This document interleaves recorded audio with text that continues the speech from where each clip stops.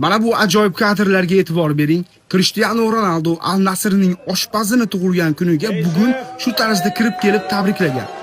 Ajoyib-a? Oshpazni reaksiyalaridan ko'rish mumkinki, kutmagan bu holatni, juda ham xursand bo'lgan.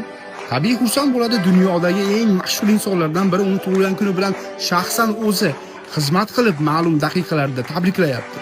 Balki shuning uchun ham Xudo omadini beradi. To'g'ri, musulmon emasdir. Balki kelajakda musulmon bo'lar, ochiq ko'ngil, samimiy yigit bo'lganligi uchun ham shu darajada yurgandir balki. Aytgancha, endilikda Cristiano Ronaldo Al Nassrni 15% ulushiga egalik qilar ekan. Ya'ni o'sha Al Nassrning xo'jayinlari qatorida hisoblanadi.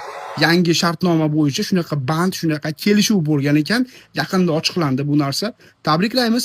Cristiano Ronaldoning muxlislari bo'lsa, bitta yurakchani ezib kommentariyaga Cristianoni belgilab keting. Ko'rishamiz.